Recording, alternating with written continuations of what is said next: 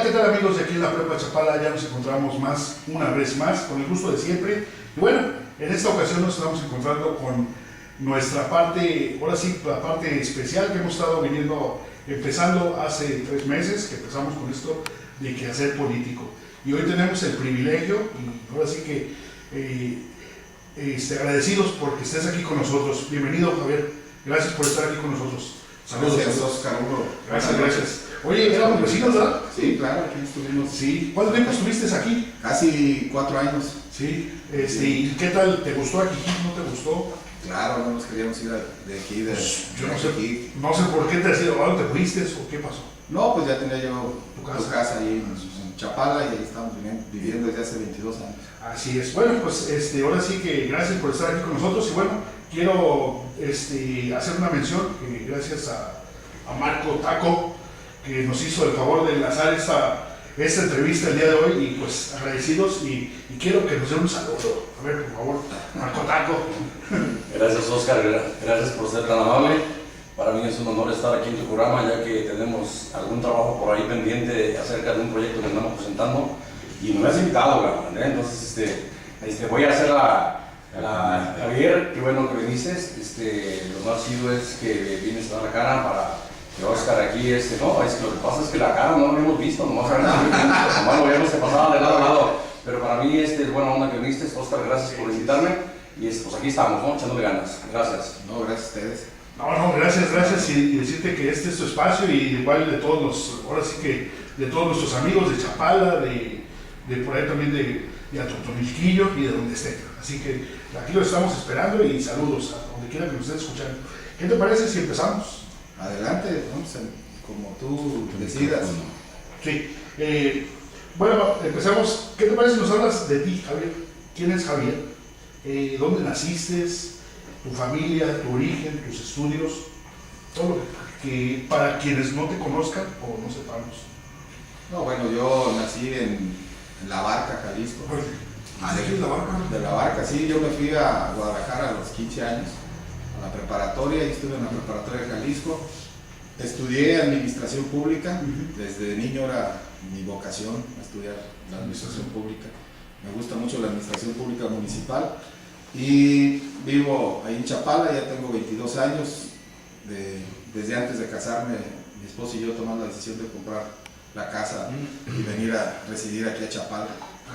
Era la ciudad más hermosa que conocimos y preferimos que vivir en otra ciudad, venir a vivir aquí, porque aparte teníamos la fábrica ahí en Atotonilquillo, una fábrica de ropa desechable que todavía funciona, que genera cerca de 300 empleos de calidad. Y bueno, esa la dejamos y emprendimos otro negocio que es el de reproducciones arqueológicas. Somos proveedores de las tiendas de Educal, de Conjunta y de Lina, en México, en Museo de Antropología, en Palenque, en varios lugares, y en hoteles. Empresario, eso es lo que más te dedicas, ¿verdad? Sí, por ahí tuvimos un lapso de empresarios, una experiencia muy bonita porque lo iniciamos de abajo con una máquina de coser y logramos tener una empresa grande, ¿no? ¿Hace cuántos años es cuando llegas aquí a Chapala? Hace 22 años. 22 años llegas por primera vez. Sí, yo llegué en el 92. Y luego llegas a Chapala directamente. Llego a Chapala y empezamos a construir la fábrica en Atotonilquillo y las oficinas estaban en Guadalajara, viajábamos mucho porque vendíamos en todo el país, ¿no? Teníamos en todos los hospitales de México, al Seguro Social, al ISSSTE, y el negocio era viajar mucho en ese negocio que teníamos. Y crear la necesidad porque nos enfrentamos en la ropa a que todavía estaba la ropa de tela, no era la ropa de protección para cuidar y protección de los médicos y de los pacientes, ropa de cama, y fue un negocio próspero que gracias a Dios nos sirvió. Dejé la iniciativa privada hace 10 años aproximadamente, no, hace 12 años ya, y fui a Vallarta. Allá retomé lo que es retomamos este negocio de las reproducciones, pero también incursioné nuevamente en lo que me gusta, ¿no? Que es la administración pública. Tuve la oportunidad de trabajar con Gustavo González Villaseñor, que es ahorita diputado, que está en la Comisión de Turismo, y ahí estuve en el área de programas sociales. Y en los últimos 3 años, ¿qué has hecho? En los últimos 3 años, igual, lo que necesité actualizarme nuevamente en lo que es el servicio público. Tuve que estudiar en México en la CENSOL, que es el Instituto de Desarrollo Social, en el Instituto del Federalismo, para actualizarme sobre todos los programas, cómo bajar recursos y apoyos a los municipios, los principales programas sociales, cómo acrecentar los ingresos, los manejos de los fondos federales, todo lo que tenía que ver con los programas sociales. Y cuando ya Gerardo, mi hermano es de presidente, me regreso y hacemos algunas cosas de asesoría con él, de hacer el plan de desarrollo aquí en Ajijic, en Chapala, algunas obras que eran prioritarias, escuchando a la gente, recorriendo los barrios con él y compartiendo su sueño, que era cómo podía cambiar las cosas en Chapala. Y nosotros, con la experiencia que ya traíamos del Puerto Vallarta, las amistades y los contactos que teníamos para la gestión de los recursos en Guadalajara, estuvimos trabajando con él, pero yo en mi negocio, o sea, no trabajé, yo nada más trabajé en la presidencia cuando hubo un periodo de 6 meses o 5 meses que no hubo en la Diputación Federal, en la coordinación de directores, y estuvimos haciendo algunas cosas aquí en el municipio, y asesoré a otros municipios para en cuestión de entrega y recepción y algunas cosas financieras, y bueno, en general la asesoría integral. ¿Cómo ves el día de hoy aquí en la Ribera de Chapala, ahora sí que como persona, todo este trabajo de la gestión y todas estas cosas de turismo, ha sido el adecuado o no ha sido el adecuado en los últimos 3 años, en los últimos 6 años? No, pues, ¿Qué es tu opinión? Mi opinión es, tú no puedes avanzar en un proyecto de ciudad si no tienes un proyecto de ciudad. Ahorita, no sé si tú conozcas algún proyecto de ciudad o de futuro para todo el municipio, incluido lo que es el turismo, la promoción económica, para buscar otros rubros que sean diferentes al turismo, para que nos generen otros tipos de empresas y que nos garanticen empleo, como es el caso de ahorita. Si Chapala o Ajijic y todos seguimos dependiendo del turismo, vamos a tener esta problemática, ¿no? De hecho, ya la tenemos. Ya la tenemos, ¿no?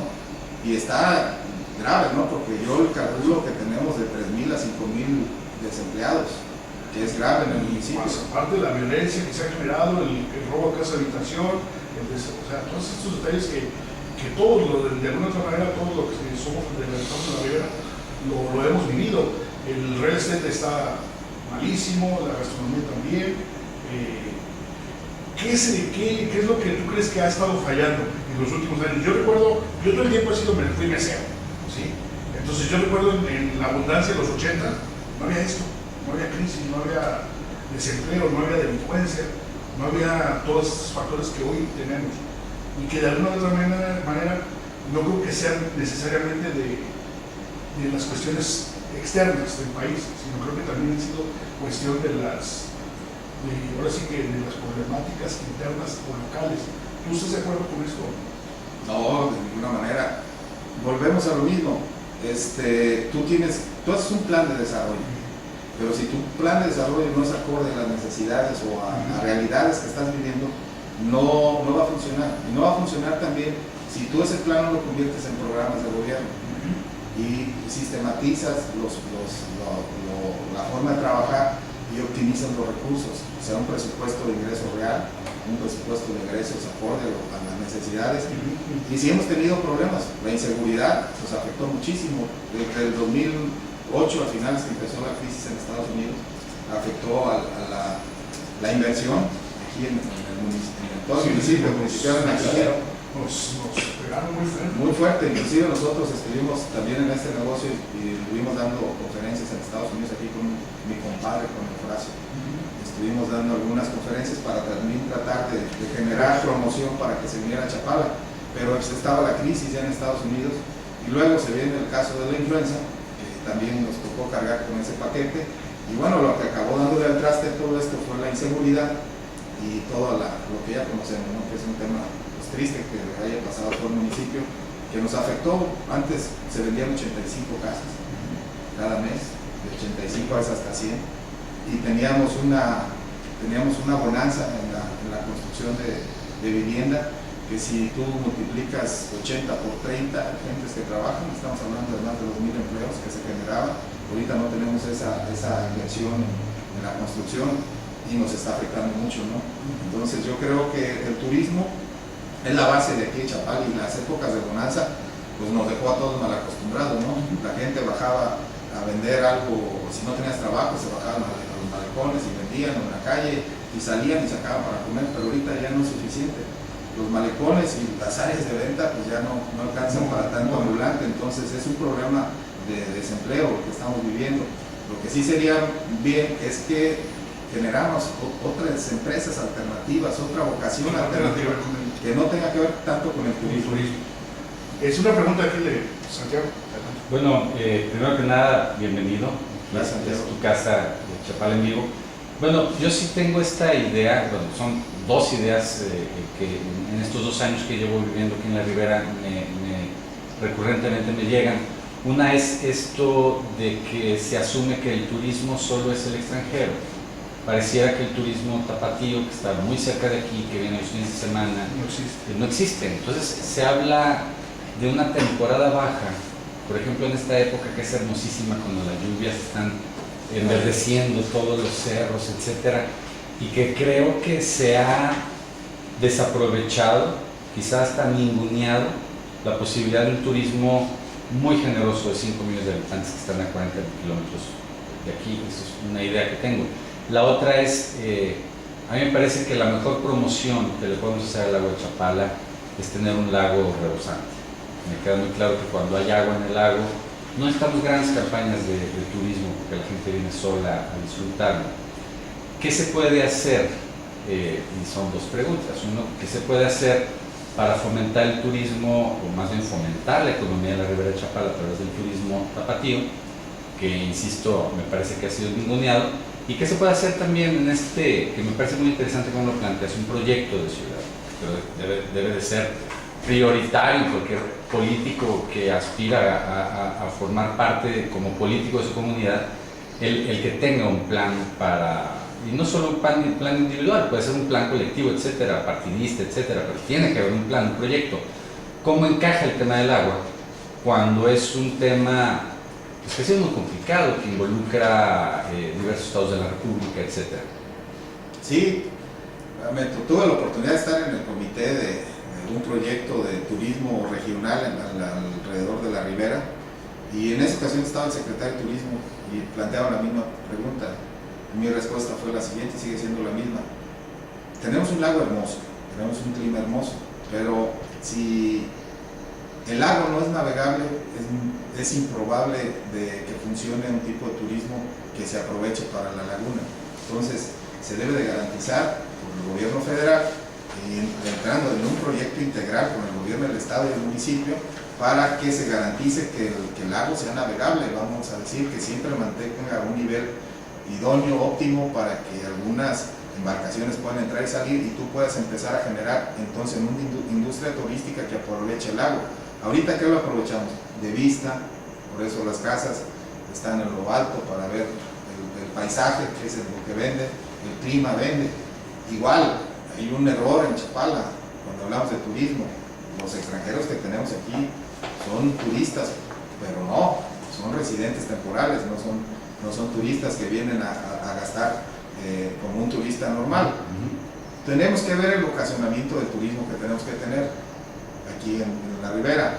Si tenemos un turismo de salud, pues tendríamos que generar una infraestructura de salud, con un centro universitario de ciencias de la salud, con hospitales privados también que se vengan y meterse en lo que es lo geriátrico, que es la fama que tenemos aquí ya a nivel internacional en Chapala, y ver otro vocacionamiento que puede ser el cultural, igual puede ser el educativo, puede ser varios vocacionamientos que se le deben dar, porque el de nosotros no es un turismo de aventura o de un turismo de playa, es diferente. Entonces tenemos que juntarnos entre todos los ciudadanos y ver cómo podemos visualizar el futuro de Chapala en base al aprovechamiento de los recursos naturales que ya tenemos. Yo creo que sería lo básico. Y la otra pregunta, ¿cuál era? Es que van pegadas. Van pegadas. Sí, al final de cuentas creo que Ya claro, queda pues bastante está bien para mí. respondido, pero, a ver, perdón, ya que tomé el micrófono, voy a aprovechar. ¿Cómo romper la barrera del ciudadano hacia el político? O sea, ha habido, y es ya de muchos años, no es novedad que no hay confianza en el político, a veces a mí me da la impresión de que se les carga ya demasiado la mano, ¿no? Es que todo es culpa del presidente municipal. Como mencionaban, los muertos de Felipe Calderón, por ejemplo, como si él estuviera salido de los pinos a matar a los 60,000 tantos. ¿Cómo romper esa barrera de desconfianza entre el ciudadano hacia el político?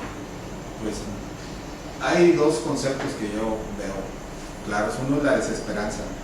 La desesperanza, la gente ha perdido la fe en el político, porque aparte hay una confusión. Político hacemos todos, políticos, sin tener el poder del pueblo, pero haces política en tu equipo de fútbol, en un sindicato, haces política en muchos lugares. En casa. Pero el político que se encarga de una administración pública, pues está ahí el término también muy generalizado, porque estaríamos hablando ya en la administración pública de profesionales de la administración pública. O sea, no es lo mismo un profesionista, que puede ser médico, ingeniero, pero que no es un profesional en el servicio público. No puedes tener un maestro que digas, este va a ser director o secretario de educación, si no sabe manejar los recursos de su dependencia o cargo. ¿Cómo vas a aumentar los ingresos? Es el caso de un director de obras públicas. Un director de obras públicas llega y lo primero que le pide es dinero al tesorero, cuando la mayoría de los recursos que están en obra pública están en el gobierno federal, están en el gobierno estatal. Entonces las personas que vayan a ocupar un cargo en la función pública deben de capacitarse y deben de prepararse para la función del puesto. Sabemos todos que la mayoría no cumplen con el perfil. Entonces la gente ahorita relaciona como que no hay nadie. Bueno, puede ser una alusión al presidente porque lo hizo público. Él dice que él no puede arreglar la situación de Chapala, que ya se salió, que si entra otro presidente no va a poder, ni este, ni el otro, ni el otro. Pues tal vez él no tiene la preparación y la asesoría de sus gentes en el gobierno para resolver los problemas que tiene Chapala. Y ya se le pasó el tiempo, porque ya está. No, todavía tienes tiempo, pero tienes que generar esa certidumbre. Mira, por ejemplo, yo soy administrador público y yo tengo un código de ética, igual como lo tiene un médico, igual como lo tiene un doctor. O sea, tú no puedes hacer algo a sabiendas de que vas a dañar a alguien, ¿no? Pues el médico sabe que en lugar de curar va a dañar a una persona, pues está incurriendo, está violando su código de ética. Igual un abogado pues tiene el deber de defender hasta un asesino. Si está dentro de toda la gente tiene derecho a ser defendido, entonces tienes que defender a la gente también como te toque. Igual nosotros, yo te pongo un ejemplo, yo no voy a hacer un presupuesto de ingresos a sabiendas de que no es correcto. ¿Para qué? Para hacer un presupuesto de ingresos que no vaya acorde a los dineros que realmente mantienen y reales. ¿Por qué? Porque eso te va a ocasionar que te gastes dinero que ahorita, si no recibes los ingresos esperados, estimados o proyectados, pues vas a tener que vender terrenos, vas a tener que buscar otras alternativas de financiamiento. Entonces, eso no se puede. Yo creo que hay responsabilidad en todo lo que se hace, pero la mayoría del gobierno, la gente que entra al gobierno acepta el puesto, pero tú no te dejes operar como ingeniero. Y si te dijera que mañana va a entrar a la facultad de medicina, tampoco te dejas operar, pero en el gobierno sí lo permitimos. En el gobierno permitimos. Digo, que tal vez así que ya lo estamos viendo ahorita. Puede ser abogado, de planeación. Digo, toda la gente sabemos cómo, o sea, toda la gente sabe cómo. Vamos a decir, tú tienes tu casa y tú puedes contratar a un ingeniero, un arquitecto para que te la diseñe, te la haga, pero tú le vas a decir cómo la quieres. Y en el caso del gobierno, pues, tú sabes lo que sucede. Tú ocupas un ingeniero en obras públicas, pero que si no quiere Chapala y no sabe cómo lo quiere la gente de Chapala, o él no sabe cómo quiere la gente de las calles, no sabe cómo quiere su malecón, no sabe los problemas y no sabe cómo arreglar el ingreso bajo la movilidad que ocupa aquí, pues no sirve. Le contrata a la gente que se ocupa, pero tienes que tener esa sensibilidad y ese sentido común, pero también la capacitación. Sin lugar a dudas, nos metimos en tus nuevos moles fuertes, la capacidad esa de por supuesto, que eres administrador público. ¿Qué opinas tú sobre la división de poderes en cuanto a en los últimos años aquí en la Ribera de Chapala, en los presidentes municipales? ¿Qué está fallando que a nivel municipal, estatal y federal, como que todos andan en diferente frecuencia? ¿A qué se debe eso? Pues básicamente son los intereses de cada quien. O sea, arriba rojo, a medias azul y luego acá azul también. Entonces, eso. Es que ahí nos vamos a meter a otras cosas que son. Sí, por eso, nomás a lo que refieres. ¿Crees que qué se puede hacer para evitar?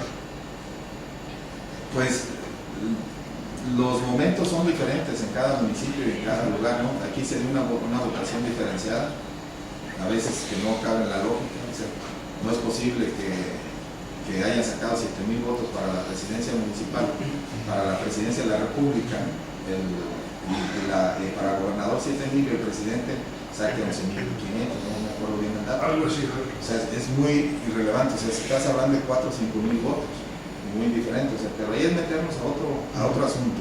Pero yo, a lo que tú te refieres, y yo pienso, es que en todo, sea el gobierno que sea, cuando nosotros estuvimos en Vallarta, el PAN era gobernador y era presidente de la República, PAN.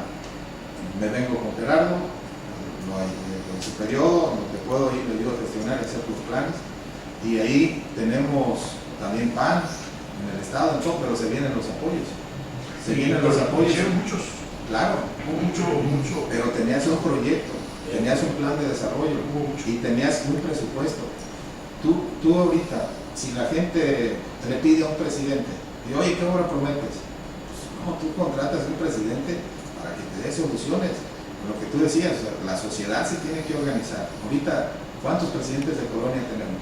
¿Cómo están organizados? Es lo que llamaban los comités de barrio y ese tipo de cosas. Así es. No existen, de hecho. No existen, entonces dejaron de existir. Entonces, si tú tienes una sociedad desorganizada, como está pasando ahorita aquí en Chapala, pues el gobierno no tiene. Ahora sí que proyectos como el que Marcos tiene, o Marcos decía, esos proyectos ciudadanos no llegan. Y digo, para mí creo que es un gran proyecto, como muchas ideas que hemos estado escuchando y que no llegan o no tienen alternativa. El día de hoy, el proyecto Taco no tiene ninguna posibilidad. No hay posibilidad que El diga. día de hoy, perdón. Sí, lo que estás hablando es muy importante, es muy cierto. No tener unos proyectos ya en mente, tenerlos ya más o menos valorados, hacia ver una encuesta pública, ver qué tal, ¿no? Yo me estoy encargando de juntar firmas de todo el pueblo, de niños, jóvenes y adultos. Llevo más de 2,000 y tantas firmas, no para presionar, simplemente para que vean que el pueblo tenemos ganas de un proyecto como ese. Y en Chapala pues no nos hacen caso, por escrito, porque no hay. Entonces, qué bueno que estamos hablando con una persona que sabe de esto. Buena onda, y Coca, gracias por comentar esto, parte de Reportes del Centro Deportivo Plático. Así que, ¿cómo proyectos como el de Marcos pueden, ahora sí que pudieran de alguna u otra manera encaminarse a un buen camino? Mira, hay sueños y hay fantasías. Sí, espérame, no va a llamar. Ahí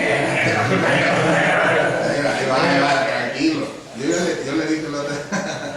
No, mira, yo me refiero, un sueño es cuando lo vas creciendo y lo vas logrando.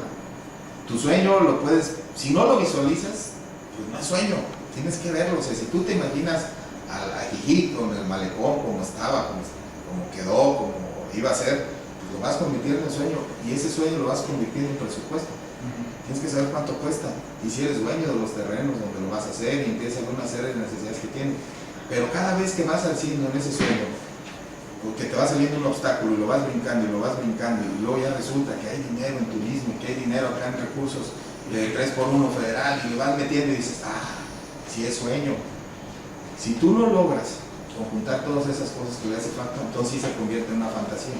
Y yo creo que lo que tiene en su proyecto va a ir conjuntando todo lo que le hace falta. Y yo creo que va a estar en un buen momento para empezar a gestionar todos los apoyos y los recursos que vas a ocupar en su tiempo. ¿Por qué? Porque no sabemos, ¿ya sabes cuánto va a costar? Buena pregunta.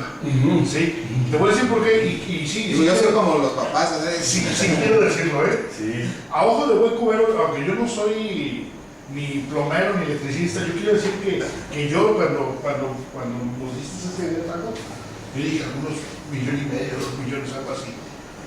Taco, tú podrías dar una proyección sin aquel presupuesto que te dieron, que se me hace muy así como, perdón por el patola que lo haya dado, pero qué pendejo, la neta, con todo respeto, ¿sí? Porque si yo sí lo voy a decir, tú no lo digas si quieres, pero yo sí, ¿sí? Nos dieron un presupuesto de 9 millones de pesos, algo así, o 18, ¿sí? A 18 millones y medio de pesos para un presupuesto de un, ¿cuántos? De 10. De 10 Real. Por favor, acláralo tú. Yo sí quiero decir, Patola, con todo respeto, qué pendejo eres. Sí. Bueno, ya que entramos en este tema, gracias por darnos la oportunidad de poder decir. No sé Mira, qué el Centro Deportivo Pático. Lo que pasa, Javier, es que, mira, yo estábamos pues, viendo la situación y vemos mejor unos 10, 12 millones de pesos para el proyecto, ¿no? Fuimos a pedir la ficha técnica del ayuntamiento porque el señor presidente municipal, Joaquín Huerta, me prometió ayudar. Hasta ahorita ahí apenas allá anda como queriendo. Se anda calentando y ya se va a acabar su tiempo. Pero me dijo, no, hagan su ficha técnica.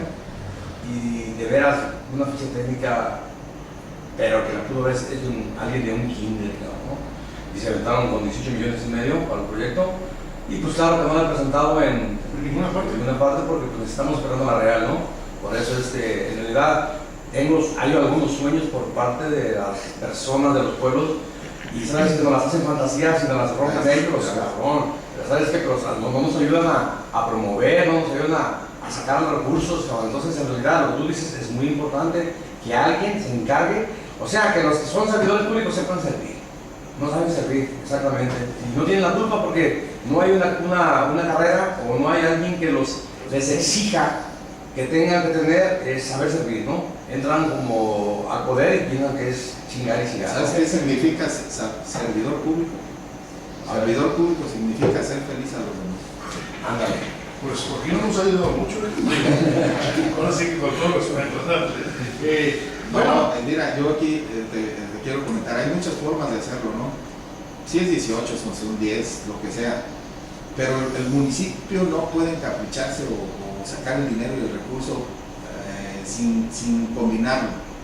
Vamos a decir, tú tienes 100 pesos, es mejor que lo hagas 400. Si te empeñas en hacer una obra con capricho y te gastas los 100 pesos, pues dejaste hacer una obra de 400. Entonces, al momento que tienes los proyectos y los presupuestos, tú vas clasificando y vas diciendo, a ver, vamos a hacer un banco de proyectos.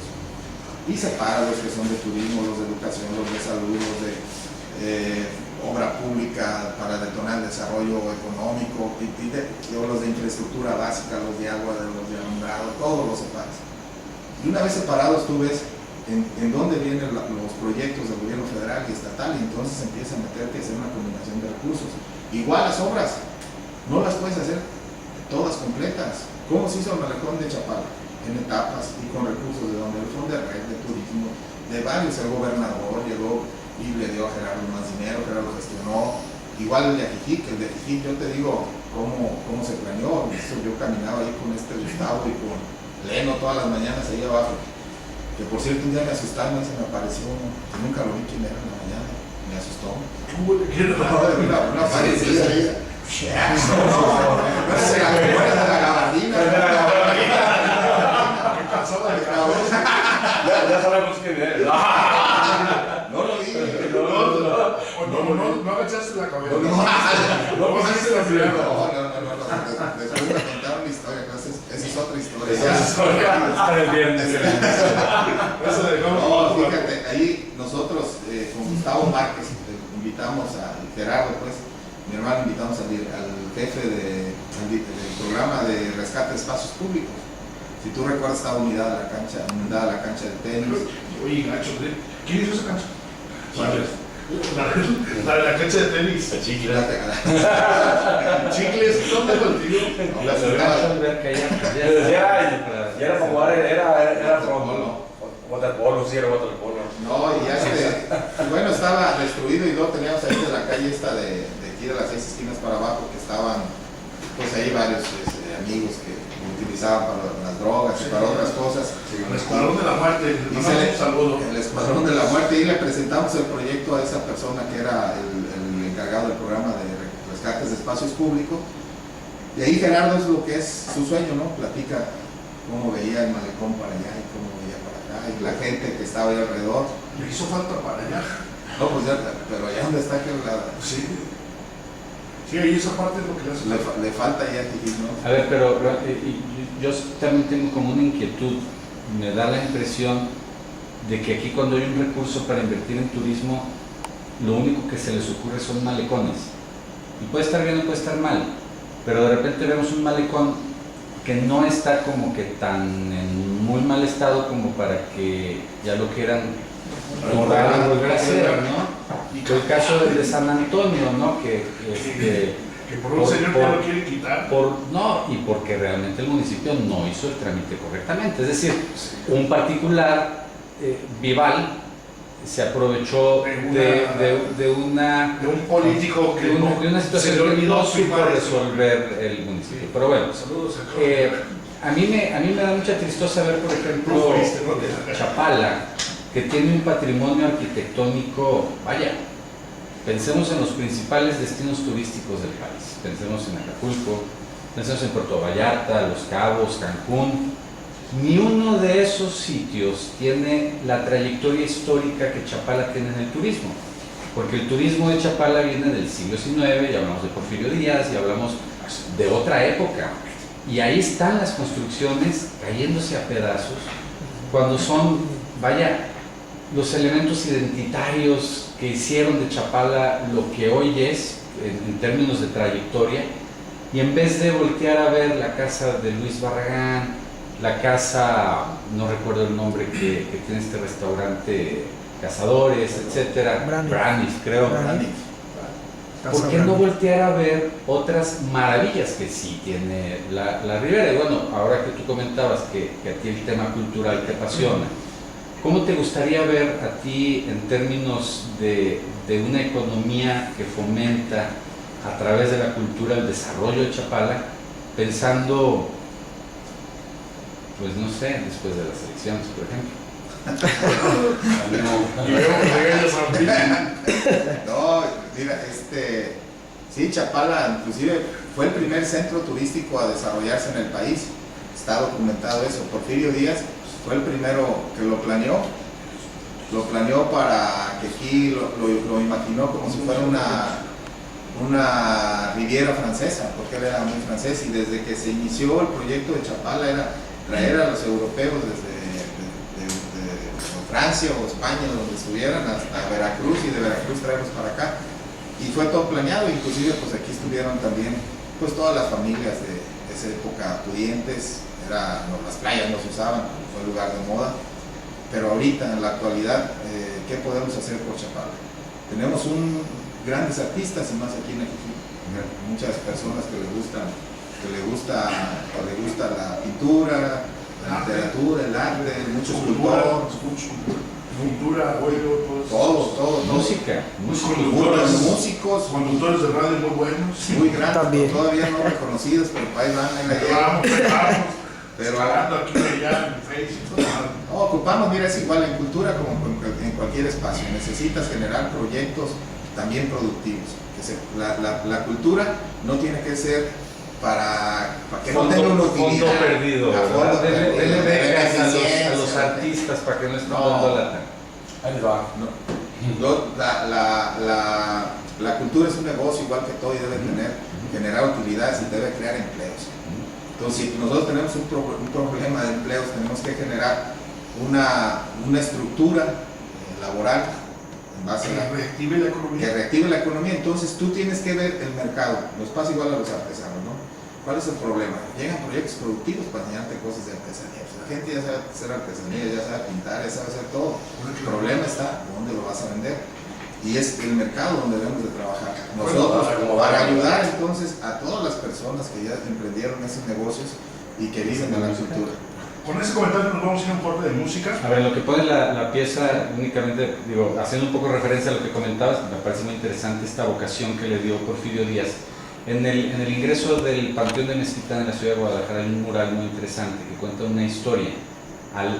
Justo al ingreso principal del Panteón de Mezquitán, viene por un lado una carroza fúnebre desbocándose desde Ajijic, porque habían ya en el siglo XIX, 1892, por ahí, habían saltado un alemán y lo habían apuñalado. Y No digas, no viene el turismo. para que vean que no es ninguna novedad. Y por el otro lado, un borrachito que muere de cirrosis en Atemajac. El problema es que habían cerrado el Panteón de Belén porque ya se había llenado. Entonces el municipio abrió este panteón, por es cívico, no es religioso, es público del gobierno, por lo tanto no era un camposanto y la gente no se quería enterrar. Entonces hicieron una promoción que el primer muertito iba a ser gratis. Por eso la leyenda cuenta que venían jugando carreras. Y bueno, al final de cuentas el que enterraron gratis fue al alemán de Ajijic y al rancherito de Atemajac, y lo tuvieron que cobrar. Vamos a ir a este corte musical y regresamos. Eso lo hicieron. Así es. Nicho y Hinojosa. Nicho o Nacho.